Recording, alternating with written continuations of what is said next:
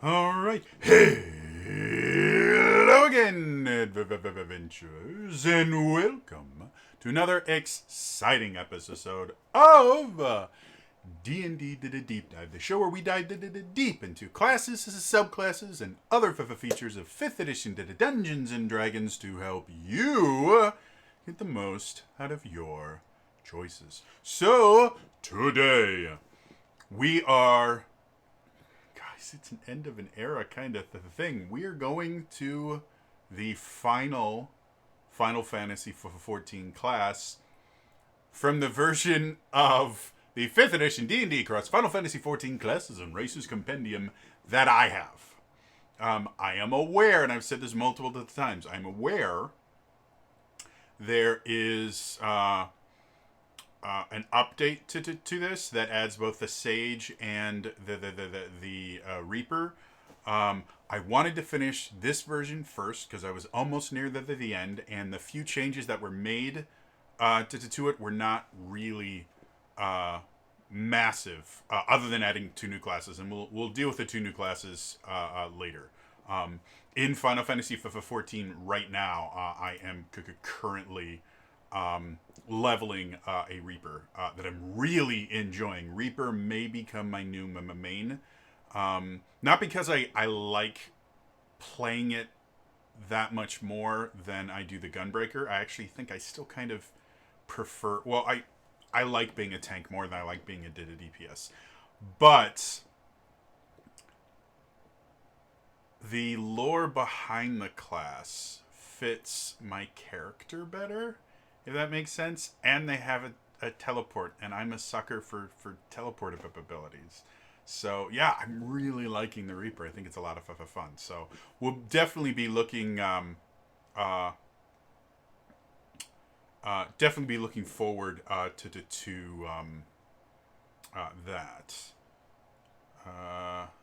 Right now I'm looking up something because there's a typo in this, and I have to remember what it is. I don't know. All right, so if I Rifle Avenger, when you watch this, because I believe you watch almost all of these. If I make a comment about the typo in here, just let me know that that's already you're already aware of that and it's fixed. All right, so today we're going to be dealing with the Samurai. Now, Samurai from Final Fantasy from the Final Fantasy series, Samurai has kind of an interesting background because. Depending on the game you're playing, the Samurai takes widely different roles, and you don't really have any abilities that are like 100%. Oh, this is a Samurai ability. Case in point. My understanding of the Samurai class, and I might be wrong. I don't believe there's a Samurai in Final Fantasy IV. There was a ninja, and I believe they could use katanas, but that was not a samurai. The first samurai I remember is in Final Fantasy V. It was a class that you got with the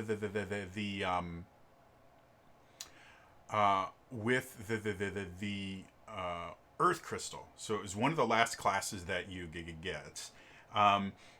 And the thing that it could do is you could equip katanas,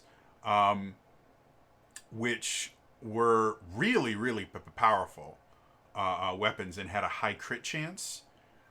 And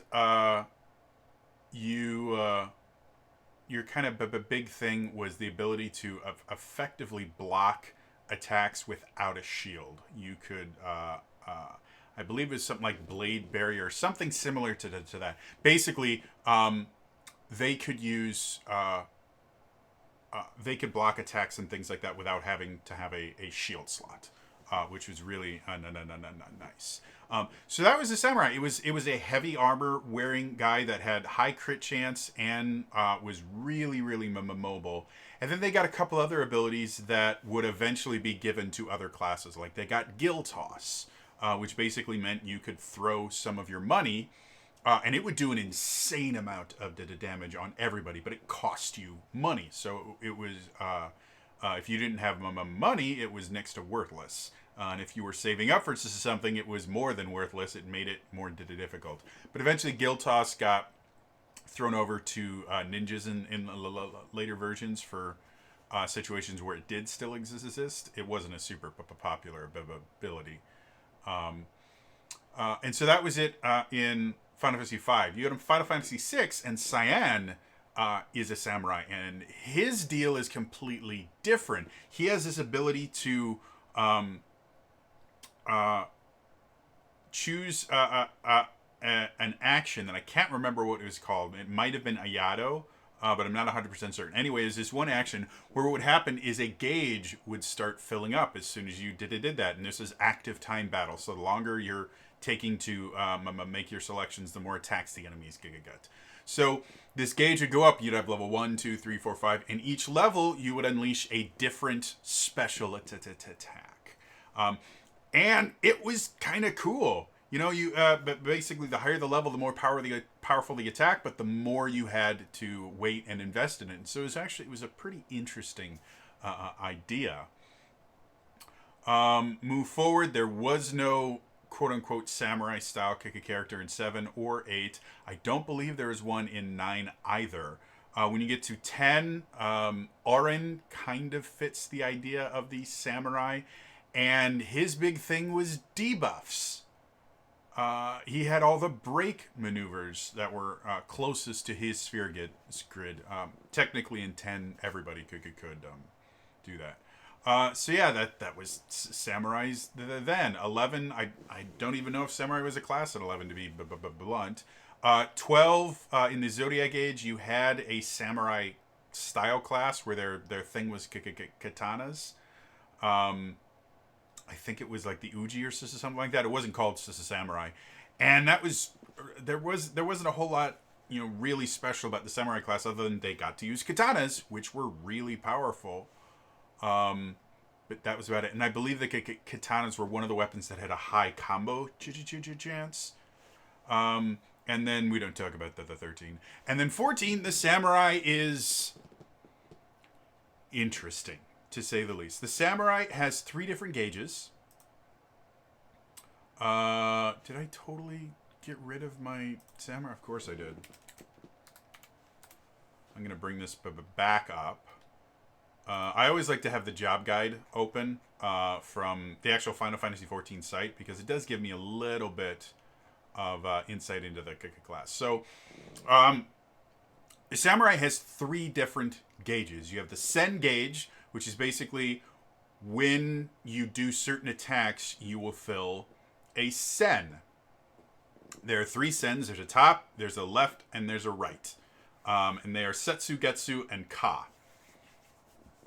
And depending on how many of these Sens you had filled, you can perform Iaijutsu, or Yaijutsu. I'm probably mispronouncing that. It's Japanese, and I don't speak Japanese, and my pronunciation of Japanese is very poor. So, however you pronounce that, I'm familiar with the actual term because it comes from Japanese martial arts, and if I remember correctly, Iaijutsu is actually a style of martial arts specifically around the katana. If I remember correctly, again, I may be confusing another thing, but depending on how many Sen charges you have, you will perform a different attack, mimicking Cyan's abilities from Final Fantasy VI. And this version of the samurai feels like it mimics mostly Cyan. It ignores the stuff that was in Final Fantasy V, it ignores the stuff in 10, and it ignores the stuff into 12. So it feels like samurai is Cyan in Final Fantasy XIV. In addition to that, you also have the Kenki gauge. Kenki gauge is just a gauge. You can have from 0 up to 100 of your Kenki gauge. As you do your combos, your Kenki gauge will build, and then you can use your Kenki gauge to do some special attacks that all have different things that they do. One of them is an attack that lets you jump back. Another is an area attack. But it's basically, my understanding, I believe they're all off global cooldown things. So they're just extra stuff that you can do, which is an essential part of Final Fantasy XIV. Is you do your combos, which are on the global cooldown. So you'll do 1, 2, 3 for most classes. We'll talk about how the samurai is a little different than that in a second. And then you have your off global cooldown to the things, which you'll do 1 off global cooldown. If you're really good, you'll do 2 of those in between each global cooldown. But you have to really know what you're doing and set things up correctly.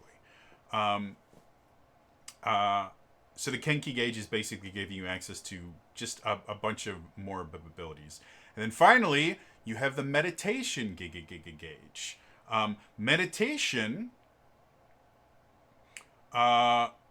Meditation marks are acquired by executing Iajutsu, so the stuff that uses your sen.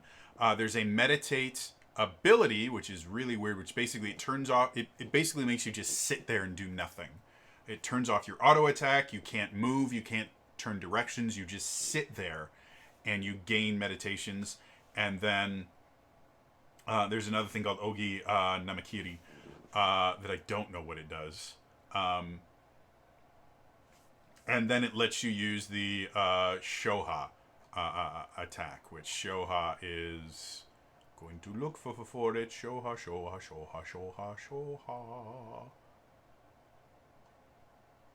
Well, there's Shoha.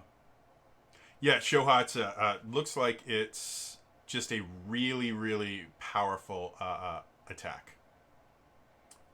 So yeah, it's just a powerful attack. So the samurai itself is known in Final Fantasy XIV for the fact that it is quote unquote a selfish class, and by selfish, what I mean is almost every other class has things that they do that help other members. There's some classes that are kind of built around this. Things like the Dragoon actually has an ability where they link themselves with another party member, and as long as that party member is within a certain distance, you both do additional damage. And it's really useful, and it increases that. Or like the ninja has the ability to make monsters just take additional damage from everybody using, I think it's trick shot, maybe? I don't know. I can't remember what it's called anymore. So almost every single class has things like that. Like the Reaper that I just started playing, one of their abilities is they just have a group buff where everyone within a certain distance does an additional. I think it's, for me right now, it's an extra 3%. I don't know if it gets bigger as you get higher level. I'm 87 at this point, so... and I haven't been paying attention to that particular ability. I just know I pushed a button and people hurt more. So that's all.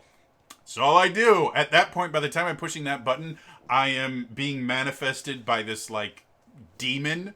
I let it share my body for a second and then just do crazy, awesome stuff with my giant scythe. So I really don't care about numbers at that point. I'm like, ooh, make them bleed. It's really fun, guys.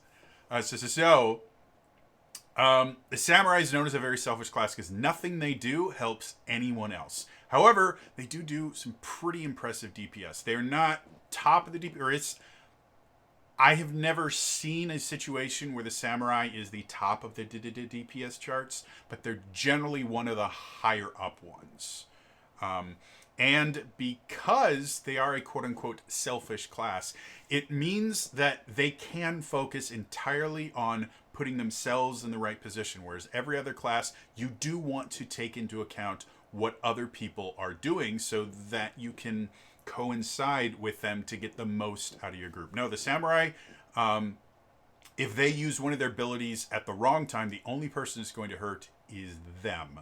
Whereas, again, if my Reaper was to turn on their group damage buff right as the boss runs away, well, not only is that hurting my damage, it's hurting everyone else's damage. Or if I use the group damage buff when everyone else has already done and procced all their cooldowns and everything like that, and they just can't use it that much, well, then I'm technically just not helping the entire group, and I'm playing my class suboptimally. Samurai doesn't have that issue. They only have to worry about themselves. Now, the interesting thing about the samurai, I mentioned before, in Final Fantasy XIV, generally, you'll have at least one, most DPS classes have at least 2 different combos, and basically what it is, you'll do one, and then the next ability in that combo will become more powerful in some way, shape, or form because you did one previously. So you do 1, then 2, then 3.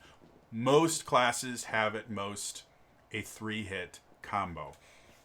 This does change a little bit, like the Dragoon actually has a 5-hit kick combo, but for the most part, the 3-hit is generally how it works. And you might have multiple combos, like the Monk actually has 2 different 3-hit combos that you can actually mix and match each one, because that's just how the Monk is built, or at least it did.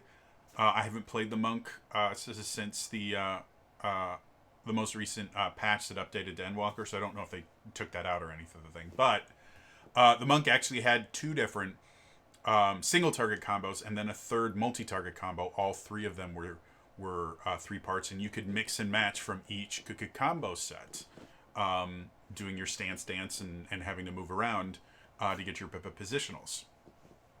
The Samurai is kind of interesting, and it does have an area. It has an area combo, and it has a single target combo, which is very common. But you have a single first ability that then gives you, you can choose one of 3 second abilities, and depending on the second ability you choose, there are 2 more third slot abilities. And they're not mix and match. So one of the combos is Hakaze Jinpu Gecko, but then you can go Hakaze Shifu Kasha.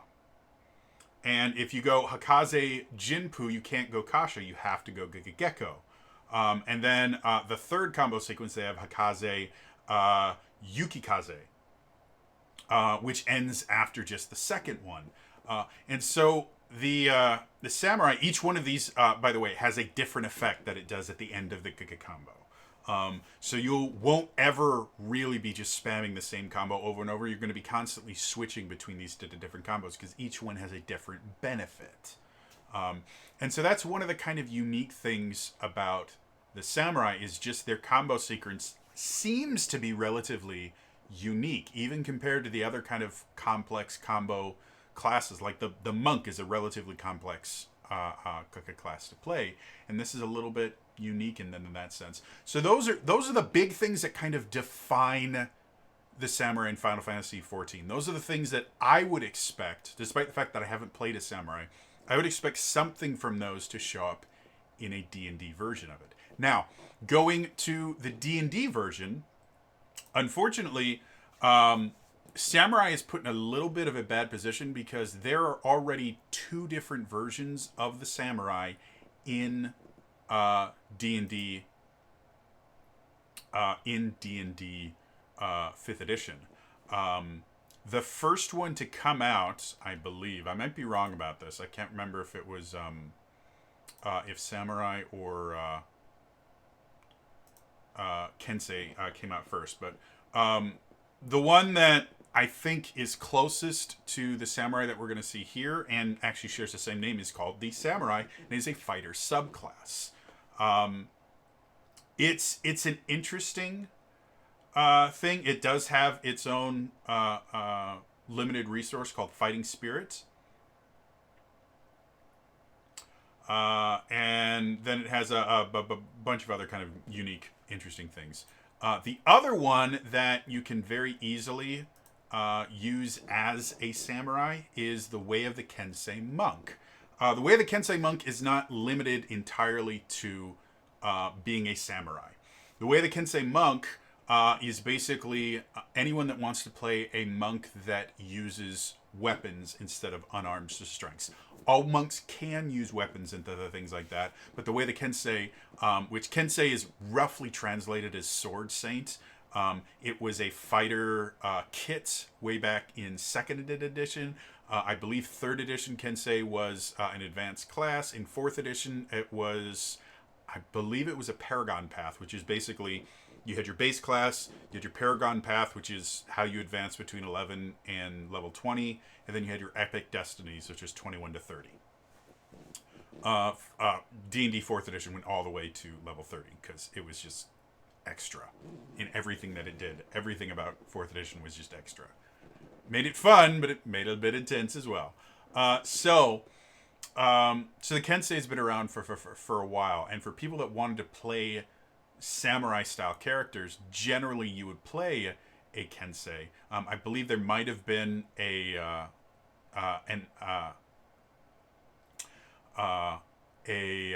prestige class in 3rd edition that was called samurai. I'm not 100% certain on that, but I know there was a Kensei.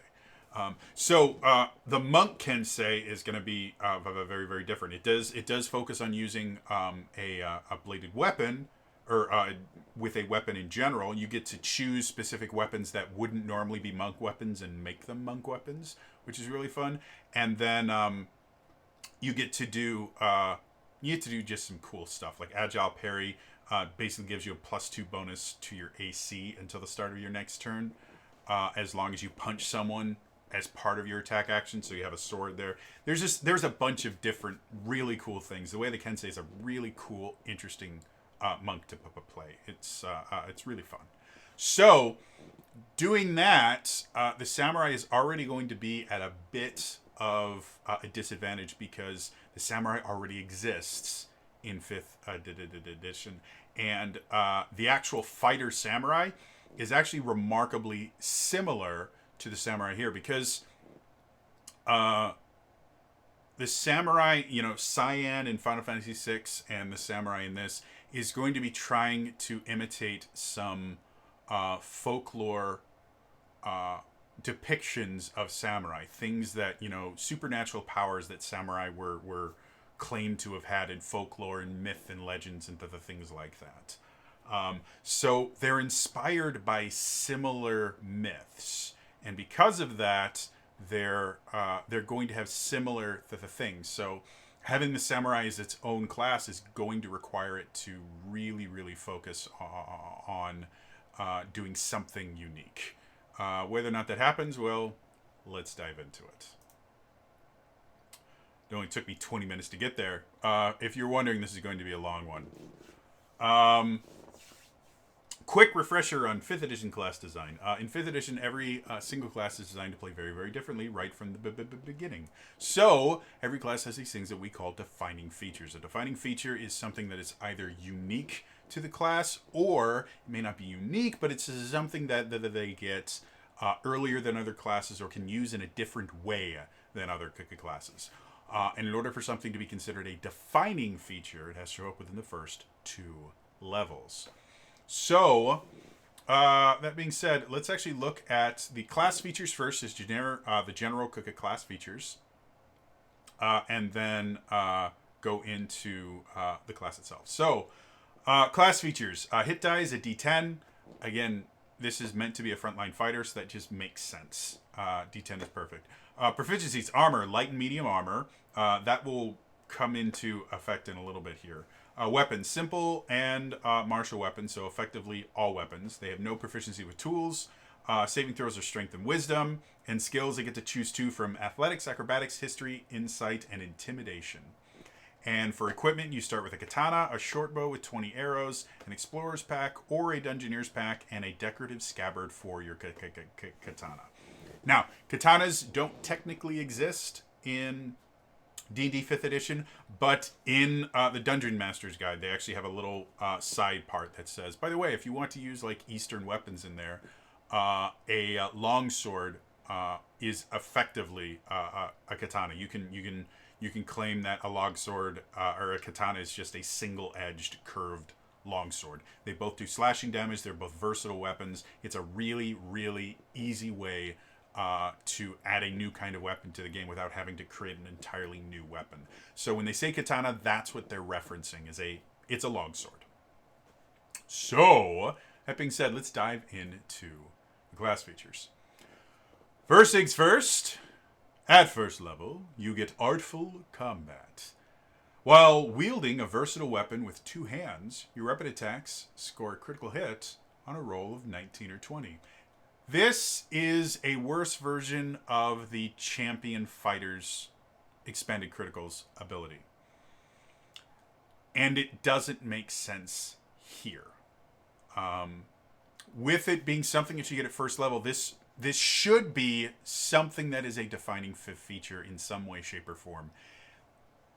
But other than the fact that you get at 17th level, you expand the crits again, there's nothing about this that does anything for you. The other issue that this has is, for the champion fighter, it makes sense to give them expanded criticals because they get a ton of attacks. It is actually modifying one of the defining features of the fighter is they get lots of attacks. Technically, they don't get extra attack until 5th level, but their action surge right at first level or second level, I can't remember which one right now, gives them additional attacks. So that's a defining feature of the fighter.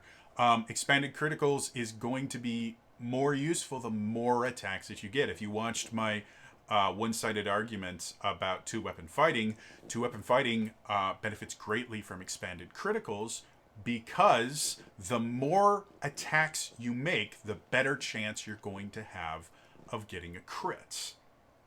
So with Artful Combat on a class that doesn't get a lot of attacks, and is specifically, in order for Artful Combat to be useful, it has to be effectively a two-handed weapon, which also reduces one of the other kind of benefits that you might be able to get, which is okay. Well, if you're only going to be using two-handed weapons, then use great weapons. Use great axes or great swords or things like that because they do more damage. No, this limits you specifically to having to use versatile weapons. So generally, you're going to be using a long sword. Because again, that's supposed to be your katana, which is a D10. And again, you don't get as many attacks as you would. So Artful Combat really doesn't gel well with the rest of this class. Again, it would work best if you could dual wield with it. And we'll find out later, dual wielding technically, even with the Artful Combat, is still more beneficial to this class than anything else you have. So yeah, Artful Combat, especially for first level, like this is the only class in the entire game that gets expanded criticals at first level. I don't see it as being massively broken, but it just doesn't make a ton of sense, especially since it's not going to help anything. As moving forward, except for a single 18th level of ability, which is not very good anyways. So, moving on. Also at first level, you get Unarmored Defense. When you're not wearing any armor, your armor class equals 10 plus your strength plus your wisdom mod. You cannot use a shield and gain this benefit. This is something that we're going to see almost constantly with this class, which is anytime we don't have an ability to give them, let's just steal something from the monk. Which isn't a good way to build a class. Again, if you're going to steal abilities from another class, why not just make this a subclass? You could have made a monk samurai subclass, and you would have had key points that you could use for your limited resource. You wouldn't have to. We're going to deal with Sen in a bit here. You would already have a limited resource, so you wouldn't have to try and invent your own and come up with a really bad one.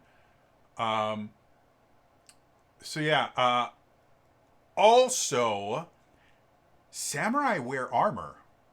Samurai wear armor in Final Fantasy XIV. Yes, they do share the same armor sets as monks and pugilists, but if you actually look at the armor sets that they wear, most of them have armor, actual armor, chainmail, plate mail, things like that. And in history, samurai wore armor. Samurai were famous for their armor. The armor of a samurai wasn't just like, oh, I have armor on. This armor of a samurai was customized for the samurai. They would have masks that were meant to invoke the idea of demons to, worry their enemies. You could tell who a samurai was just by looking at their armor. Their armor was that unique that it was part of their signature. Giving them the ability to fight without armor not only doesn't make a ton of sense, but it actually kind of removes some of the cool aspects of being a samurai. Samurai had really awesome armor. Not only did samurai have really awesome armor, samurai had some of the most advanced armor of the time period.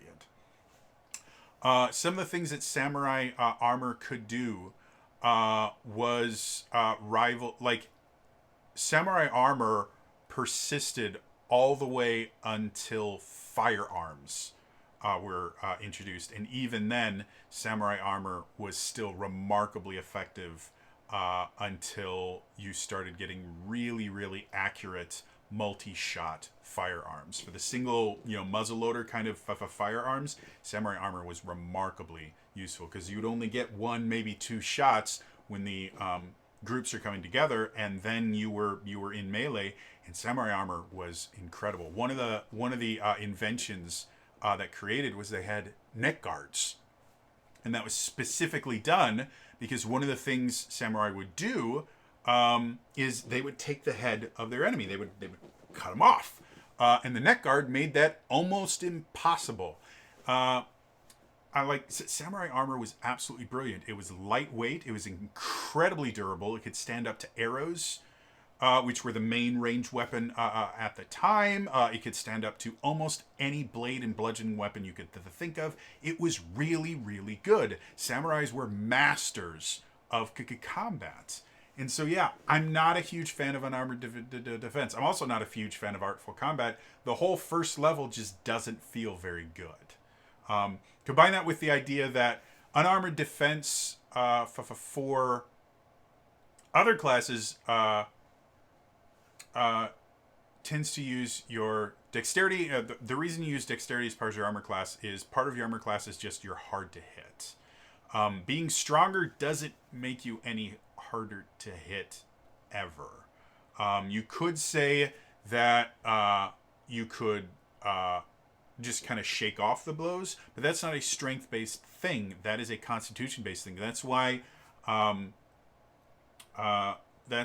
barbarians, their unarmored defense is dex plus constitution. If I'm remembering that correctly. I hope I'm not getting that wrong. Again, my brain is just about shot.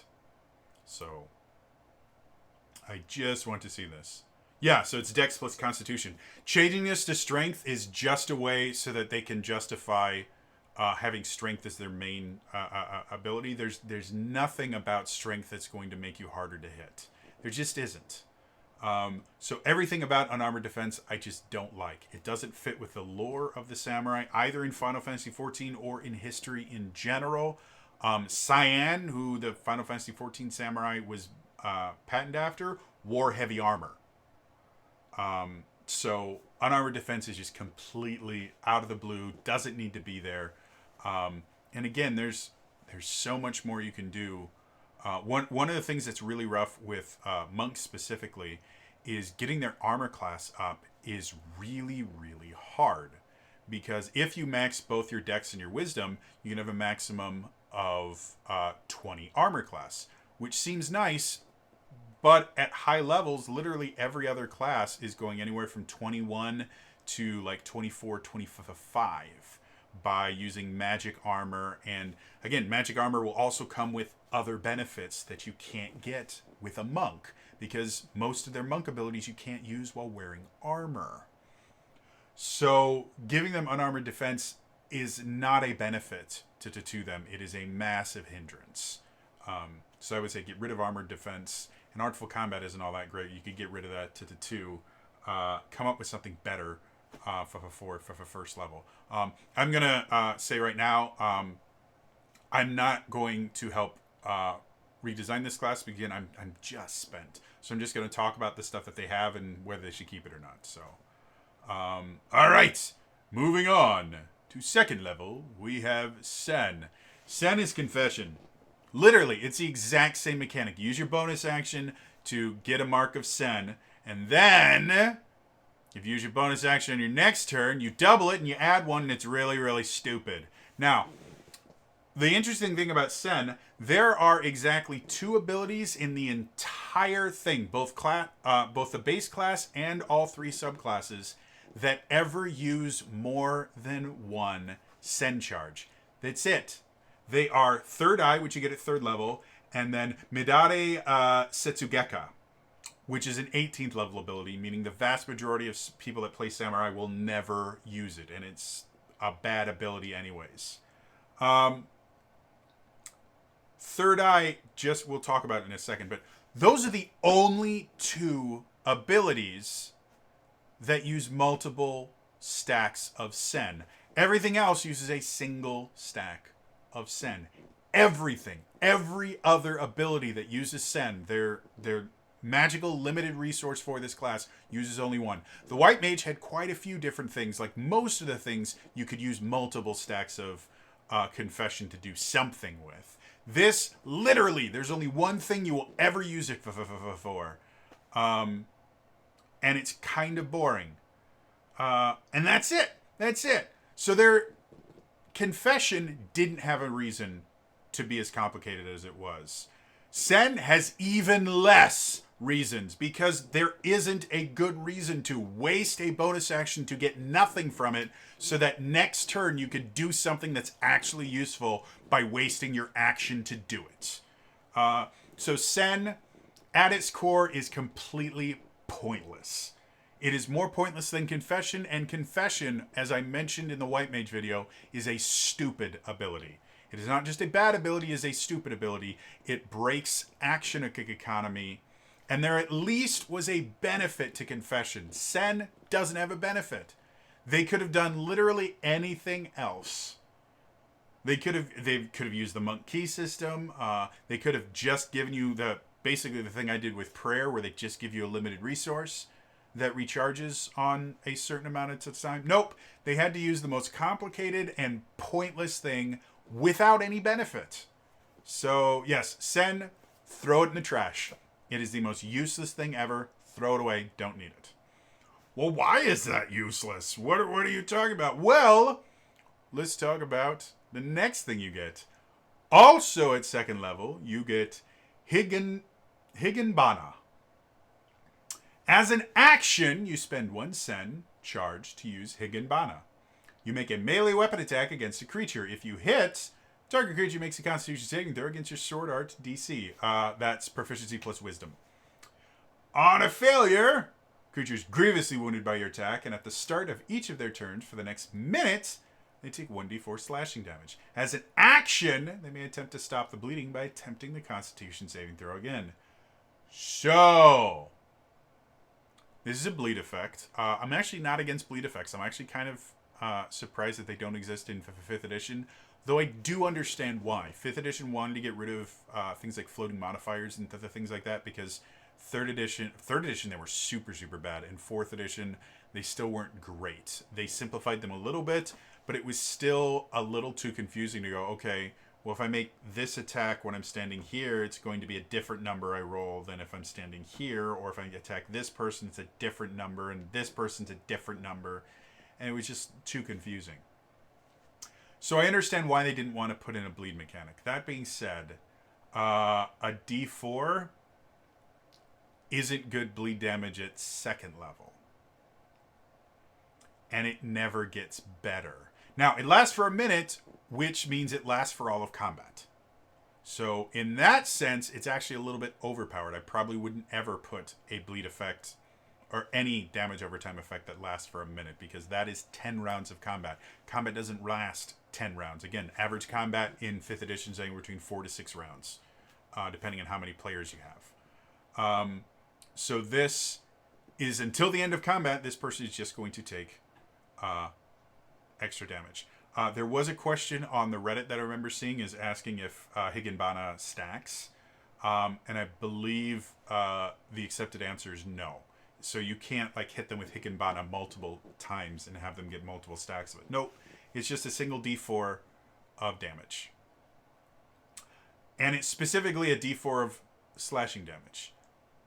It's not magical slashing damage. It's just slashing damage. So it would be very easy to argue that because this is non-magical slashing damage, anyone that has immunity to non-magical weapons is immune to Higanbana, and anyone that has resistance to slashing damage made from a non-magical weapon, and this is not made from a magical weapon, is going to have resistance to that. So that makes it even more useless. Especially if you roll a 1 on the d4, that would mean with resistance it would be a 0. So Higanbana starts off not very useful, but a d4 is a d4 at 2nd level. As soon as you get to 5th level, it becomes pointless because at 5th level you get extra attack, and an extra d10 plus your strength mod is always going to do more damage than a d4 for a number of turns. And again, you only get the most benefit out of it if you leave the creature alive long enough to get those ticks. So even at 5th level, by 5th level, Higanbana is completely useless. However, this gets even worse because, like I said, with Artful Combat, you get an expanded crit if you hold it with 2 hands. But if you just take the dual wielder feat, which if you're a human, you can get that right from the beginning. You can have 2 longswords, 2 katanas, which, as I mentioned in my 2-weapon fighting, is a fighting style that was used by samurai. They generally didn't use 2 katanas. They would use a katana and wakizashi. Or wakizashi and tanto. Or I think there might have been ones that used 2 wakizashi. If you're not familiar with the terms, the katana is the really long sword. The wakizashi was a medium sword. Kind of closer in size to like a short sword is what we consider a wakizashi, and then a tanto was a very, very short sword, kind of like a long dagger. I actually have a tanto. It's about that long. My wakizashi is about that long, and then katana goes to about there. So, if you dual wield, so either you can burn your bonus action to just get a thing of Sen, and then next turn, instead of being able to make an attack, you use Higanbana, which lets you still make the attack, but you do a d4 slashing damage. Or you can just use 2-weapon fighting and get a d6 of damage every turn, even without dual wielder. And if you get dual wielder, you get a d6 of damage, or you get a d8 of damage every turn. You get double the amount of damage by dual wielding, and you're not wasting your bonus action doing nothing. And then once you get to extra attack, it's just, there's no reason to ever use Higanbana. Ever. If they did want it to be useful, it needs to upgrade to just like a cantrip at 5, 11, and 17. It needs to get bigger. And then it might be useful. But other than that, it's completely pointless. Moving on, at 2nd level, you get Code of Honor. When performing charisma ability checks on intelligent creatures which you know have an organized martial background, you have advantage on the check. This is such a specific benefit that I seriously doubt it's going to get much use. It does mean you have advantage on basically all charisma checks. So deception, performance, persuasion, intimidation.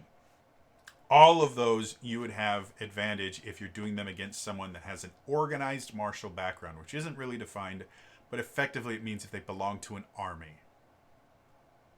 That is such a limited subset of groups. Like basically you can persuade guards really easily, and that's it. So in something like in a city-based campaign, that would probably be really useful because it's advantage on 4 different kinds of skills. Outside of that, it's going to be almost useless. So it's such a selective ability that I have a hard time.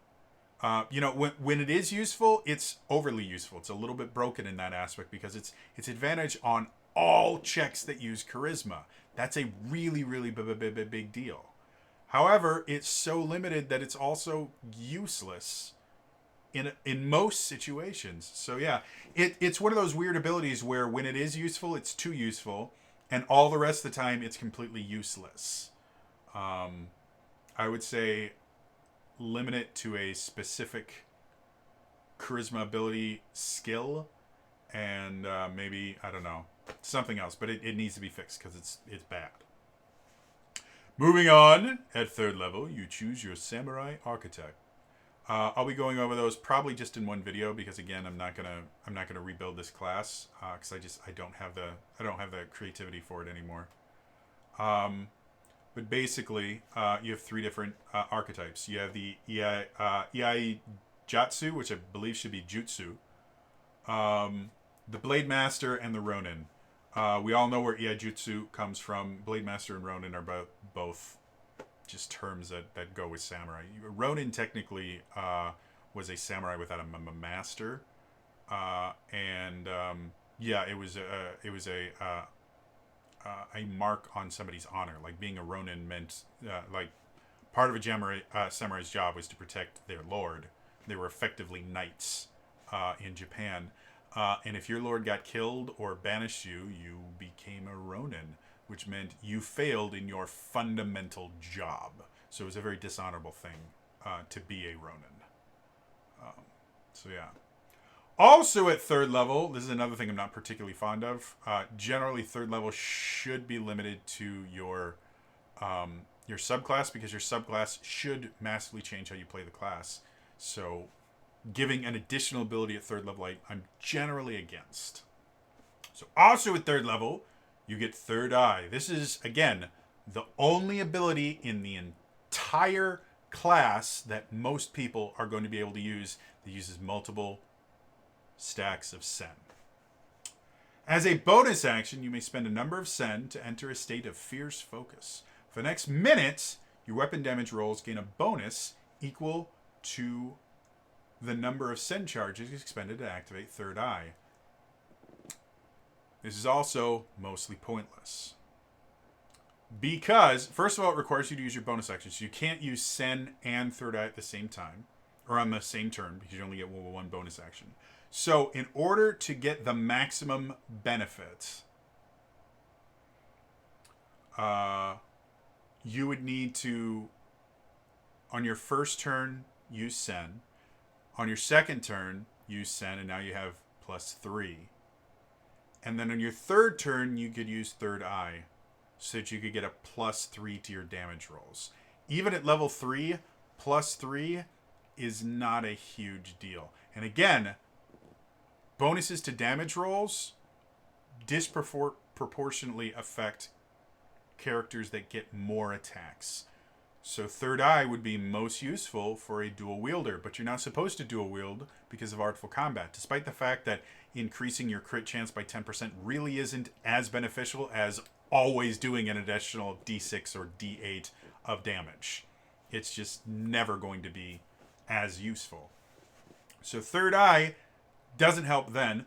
Also, 3 damage at 3rd level isn't something to shake a stick at, but it's not an incredibly useful thing. Once you get up to tier 2 or even tier 3, an additional 3 damage, even if you're making 2 attacks instead of 1, that's an additional 6 damage per turn, is nothing. Now again, theoretically, you can hold up to 6 sen. So theoretically, you could get up to +6. So at max level, you could have +12 per turn, which still isn't that great. Generally, a big benefit is not so much getting a flat. For damage rolls, you want additional dice added to it because those will double whenever you crit. For attack rolls, you want flat bonuses because, again, the most armored creature, the highest AC you will ever face in D&D 5th edition is only around, I believe it's only it's only 24 or 20, somewhere between 24 and 26. That is the highest you will ever have to hit, and I believe that's Tiamat or the Tarask. World-ending creatures, that is the highest you ever have to hit. So bonuses to your attack rolls are useful. Even a +1 is useful from level 1 all the way up to level to 20. They're always useful. That one bonus can mean the difference between a hit and a miss on something really, really big. Obviously, as the higher you get, the +1 doesn't do as much, but it's still very, very useful. A flat bonus to damage just isn't. And again, bare minimum, you have to waste 2 bonus actions to get a +1 bonus to damage rolls. 2 bonus actions. Generally, you're going to waste at least 3 bonus actions to get a +3 bonus to your damage roll later on. And again, by the time you can do that, the combat is mostly over. Again, most combats go 4 to 6 rounds. So by the time on 3rd round, you finally get this bonus and it's actually something that's kind of useful, you're only going to be able to use it once or twice, and then combat is over. The whole thing is just a massive waste of time. Moving on to 4th level, you get the ability score improvement. We've talked about it a billion times. Ability score improvement. Next, extra attack at 5th level. Exactly what it sounds like. 2 attacks instead of 1. 6th level is a subclass ability. At 7th level, we steal from the monk again. You get evasion. Evasion is actually a really, really useful ability. Again, I don't really see it being something that makes sense with the samurai. Again, back in Final Fantasy V, technically they did have an evasion stat where they could just dodge attacks every so often. When it would happen as a samurai, what would happen is you would see a little cape go in front of them. It was a really cool effect. So evasion, I guess, does kind of fit the Final Fantasy V version of the samurai. However, the Final Fantasy XIV version of the samurai doesn't have an up to dodge or anything like that. This is just, oh, we don't really have something to put here. Let's steal something from the monk. Again, if you're just going to steal stuff from the monk, make it a monk subclass. Like I said, there's already a monk subclass, the Kensei, that you could use to make a samurai really well, and it plays a lot better. So, yeah. Again, evasion's a great ability. It really is. However, the other thing that's not great about giving evasion to the samurai is samurai doesn't use dexterity for anything. Doesn't use it for its armor class. It doesn't use it for its attack or anything. Dexterity could very well be your dump stat. So evasion is more useless for a samurai than any other class that gets evasion. Rangers, hunter rangers can get evasion. It's one of the choices they get at high levels. Monks get evasion. Rogues get evasion. All 3 classes are dex-based. This is a strength-based class that you're giving evasion to. It's pointless. Fun. Moving up to 9th level, you get Studied Discipline. You may learn any 2 skills which fall under Intelligence, Wisdom, or Charisma. This is another one that just feels weird. This is a bard ability, to be blunt, because bards do get abilities where they just get, you get extra skill proficiencies, and I don't understand why. If you combine it with Code of Honor, choosing more charisma abilities just makes sense, because your Code of Armor, when it is useful, becomes broken when everything is trained in it. If you take the expertise feat, you could become the ultimate negotiator with guards, where you could get them to do just about anything you will want. But other than that, again, I don't really understand why this is a samurai ability. It doesn't. I mean, I guess it fits in kind of with Code of Honor, which you can call a defining feature because they do get it at 2nd level. But it's a bad defining feature. So yeah, I guess it makes sense. Moving to 11th level, you get Japanese. Hisatsu Kyuten. Hisatsu Kyuten. I want to learn Japanese. It's a really interesting language, and I learned a couple words in it, and that's it. And I learned the basics of how the grammatical structure is, and I've never gotten past that. But it's a cool language. As an action, you may spend 1 sen, again, just 1, To perform a wide sweeping attack around yourself, each creature within 5 feet of you makes a dexterity saving throw. On a failure, they take damage equal to your weapon damage plus your wisdom modifier, half as much on a success. Okay. So this is nice. It does allow you to technically attack multiple creatures. It's only creatures that are around you. And, oh, yeah. It's a saving throw, so it doesn't benefit Artful Combat. And it's not going to do much damage because it's a single weapon attack that can't crit. It is guaranteed damage, it's better than nothing, but there are literally tons of cantrips that at 11th level, like, come on. Game rules spells. I can't remember what they're called now. The Blade Singer cantrips. The Blade Singer cantrips are 3 cantrips that were introduced with the Blade Singer, and they tend to be, I think 4. They tend to be associated with the Blade Singer. Booming Blade, Green Flame Blade, Lightning Lure, and what's the last one? I never remember what the last one is called. Come on. Sword Burst. There they are. And the reason they're called the Blade Singer cantrips is they all require you to use a weapon. I think, except for Lightning Lure. I think Lightning Lure, you don't need it. But all of them require you to use a weapon. Sword Burst is effectively the exact same thing as Hisatsu Kyuten, but it does significantly more damage. It will do 3d6 damage to everyone within 5 feet. Still dex save, and it's force damage instead of weapon damage, meaning they're almost never going to have resistance to do it. So Hisatsu Kyuten is a significantly worse version of Sword Burst. And you could get Sword Burst really easily. The only issue you would have with Sword Burst is theoretically the samurai should be a strength and wisdom build. So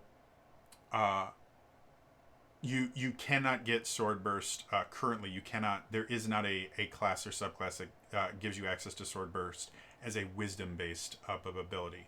It has to be intelligence or charisma. Those are the only 2 ways you can do it. But we've already talked about how charisma tends to be pretty important to this as a samurai. So literally taking a single feat and choosing Sorcerer as your magic initiate and taking Sword Burst would give you a significantly better version of Hisatsu Kyuten.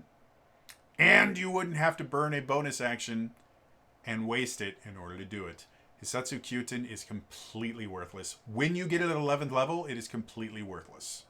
And just gets more worthless the higher level you go, because it doesn't do enough damage. You have to give up 2 attacks, or technically 3 if you wanted to dual wield. You have to give up 3 attacks, hoping that they fail their saving against this. Generally, you're not almost ever going to get more than 3 enemies in there. So dual wielding is better than Hisatsu Kyuten every single time. You can do more damage dual wielding than you will ever do with Hisatsu Kyuten.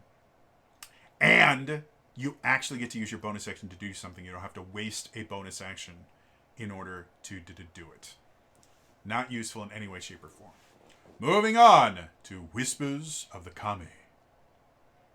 You've learned, and this is a 13th level ability. You have learned to attune yourself to the world around you and listen to the spirits which surround you. Select 2 of the following spells. Augury, Detect Evil and Good, Speak with Dead, or Speak with Plants. You may cast either spell once. You must then finish a long rest to use Whispers of the Kami again. This is actually a cool ability. It does kind of feature into the folklore of samurai in general. Again, I haven't played a samurai, so I don't know if it fits into the class adventure or anything like that, the class story. But the idea of samurai having a close connection with nature, and one of the major religions of Japan for a long time I can't remember what it's called, but it's basically ancestral worship, where you believe your ancestors watch over you and you can speak to their spirits and get wisdom from that. That kind of, I mean, that fits into this really, really well. So overall, I think this is an interesting spell, or an interesting ability. And I think it fits with the samurai really well. So that's actually cool. Moving to 15th level, you get effective meditation. If you spend a hit die during a short rest, the next time you roll initiative, you gain 1 Sen charge. Don't need it. This is making Sen slightly more useful because now you don't have to waste your bonus action for it. You can actually get 1 Sen simply by taking a short rest and burning 1 of your hit dice. So this is now basically effectively allowing you to translate hit dice into Sen charges. And it's not a 1-for-1 thing because whether you spend 1 hit die or 12 hit die during a short rest, you're only going to get 1 Sen charge for the next thing. So it's both underpowered and pointless. Again, it makes Sen suck slightly less because now you can get 1 thing of Sen without having to waste your bonus action doing nothing, but it only happens 1 combat. So pointless still. Moving to 17th level, you get Artisan of Combat. Crits expand to 18 to 20. Again, it's not useful for the samurai because so many of the things that they do that use Sen, which is one of their defining features, either make you make less attacks, like Higenbana makes you make 1 attack instead of 2. Hisatsu can't crit at all, or Hisatsu Kyoten can't crit at all. So Artisan of Combat becomes even less useful. And again, would be more useful if you could do a wield, but you can't with Artisan of Combat. It specifically prevents you from doing that. So everything about Artisan of Combat is just fights against itself. At 18th level, you get Midare Setsugeka. As an action, you may spend any number of Sen you have saved to a maximum number equal to your wisdom modifier, so max of 5. You may make a melee weapon attack for each Sen charge you spent. You may not have moved prior to using this feature and may not move afterwards. So first things first, there is, and this might be the typo that he mentioned. I'm not 100% certain, but the wording that they've used here, if this isn't the typo, it should be. The wording they used here just says you may not have moved prior to using this feature and may not move afterwards. Doesn't mention turn or anything. So basically the only way you can use Midare Setsugeka is if you never use your move action. I 100% don't believe that's how it was intended. I believe it's just to be on that turn, you're not allowed to use your move action. So Midare Setsugeka requires you to burn your move action and multiple bonus actions to make multiple attacks against 1, maybe 2 creatures, and that's it. So there's a very, very good chance that when you use Midare Setsugeka, after having spent 3 or 4 turns building up so you can actually get it to the point where it's useful, you have to set it up by moving to the person that you want to attack. Then you have to hope that they don't move away. Because if they do, Midare Setsugeka is completely useless. So you have to hope that you can get close enough to someone, they don't move away during the turn. Then you can't move during that turn. You have to give up your move and your action to do this. And then if they happen to die after your first or second attack, because again, this is happening at the 5th or 6th round of combat. They're already mostly dead. You waste all the rest of the attacks. And because of how this is worded, you have to choose to spend the number of Sen when you make the action. You don't get to keep burning Sen over and over again to just keep making attacks until you get to 5. No, you may spend any number of Sen you have saved to a maximum number equal to your wisdom modifier. Then you may make the attacks. So everything about this ability is bad. It hurts action economy because now you have to use your move action plus your action plus multiple bonus actions to set up this ability. And then there's a good chance that when you use this ability, because it takes multiple turns to get to the point where you can use it, you're going to waste most of your attacks for it, because the creature you're going to attack that you hope doesn't move 5 feet further away from you, and if they do that, then this ability is completely worthless. Or even worse, if they move you in some way, shape, or form, then you don't even get your chance for an opportunity attack. They just move you, and then Midare Setsugeka is worthless. And then you're probably going to waste most of your attacks. Everything about Midare Setsugeka is completely pointless. It would technically work really well with Artful Combat and Artful Combat because it's giving you a ton of extra attacks. Most of those attacks you're never going to use because it's just so limited and so focused. I know why they did it. They're trying to imitate how one of the abilities works in Final Fantasy XIV, that meditation ability. But it doesn't work. Again, in a MMORPG where in 6 seconds you're doing a minimum of 2 to 3 on global cooldown abilities, plus probably 3 or 4 off global cooldown abilities, compared to a tabletop RPG where you are doing one action, one bonus action, and a move. That is all you do in 6 seconds.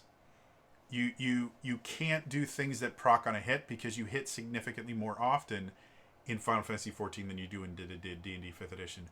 Tying things to your to critting is something you can do in Final Fantasy XIV because crits aren't that much more powerful, and they happen a lot more often. Whereas in D&D, crits are rare. They're supposed to be rare, and because they are rare, they are devastating. So everything about Midare Setsugeka completely pointless. However, if you really want broken, let's go to, finally, at 20th level, you get Meikyo Shishui.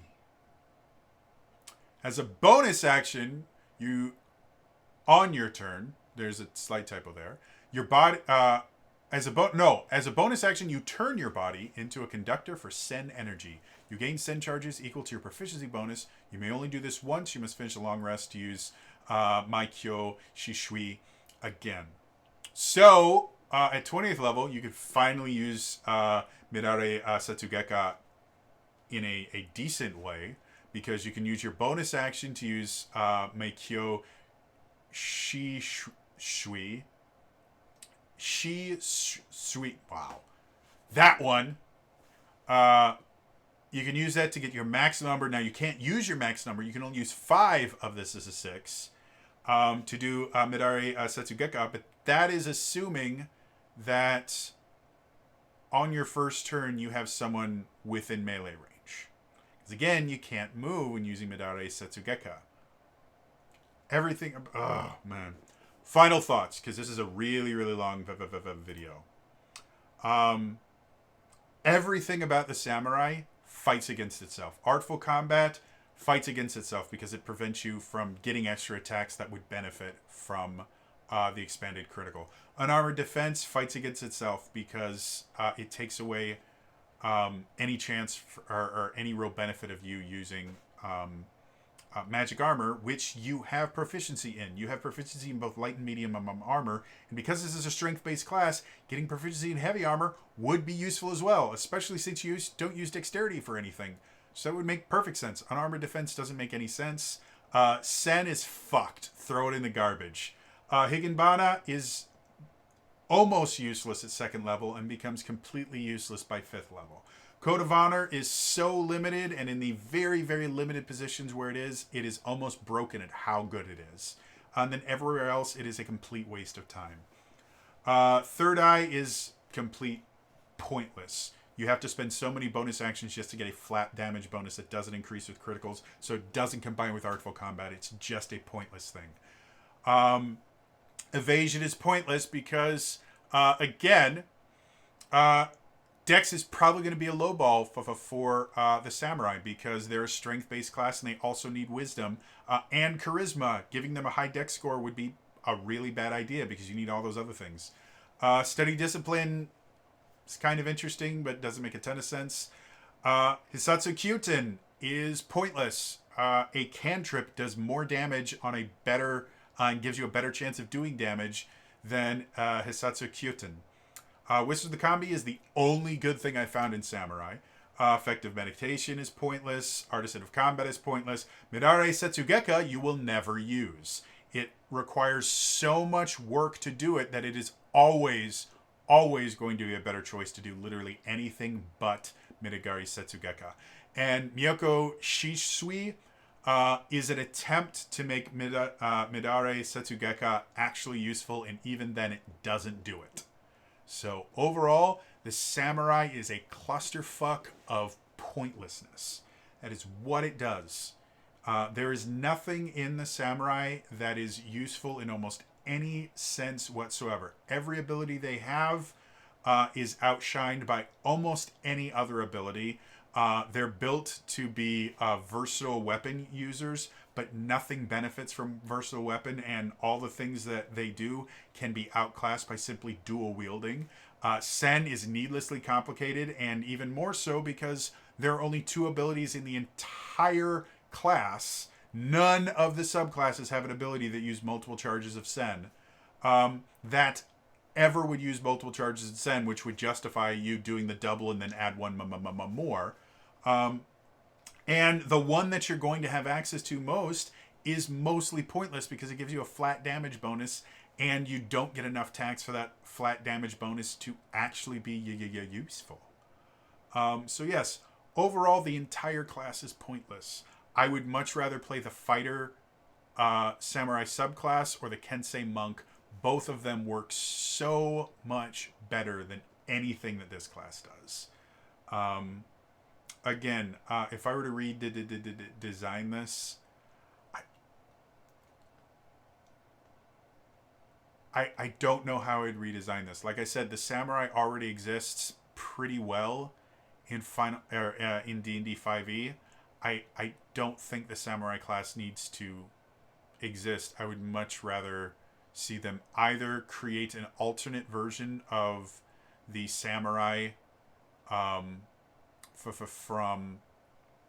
as a fighter subclass. Like I would love to see this as a fighter subclass, because then Artful Combat would make a lot more sense because they get all those additional attacks. Artful Combat would be really good. Again, it would be stepping on the feet of the champion fighter, but then at least it would make sense, and then you could do other things with the class, basing them around the fact that you get a lot more attacks and everything, or going the monk route and actually making a samurai subclass of the monk, and then you have ki to work with instead of this sen thing that, again, throw it away, chop it up into tiny pieces, burn it, bury it in the ground so that no one ever finds it again. Sen is such a horrible idea. Anyway, that's going to be all for me today. As always, like, subscribe, turn notifications on in the comments down below. If you've got a really good idea of a defining feature for the samurai class that has nothing to do with Sen, if you say anything in the comments about Sen, I will eviscerate you. But if you've got a good idea for something that makes sense with the samurai from Final Fantasy XIV, you might even go all the way back to Cyan and maybe take some ideas from Cyan from Final Fantasy VI. If you can come up with a really interesting defining feature for a samurai class that they could expand upon and make subclasses that do interesting things, put that in the comments below, because I'd be interested. Right now, again, I'm so creatively spent, I cannot come up with a single idea that would be cool for a samurai class defining feature. But I'd like to know if you guys can come up with something. Otherwise, again, that's all for me today, and I will see you guys next time, all right? Bye-bye.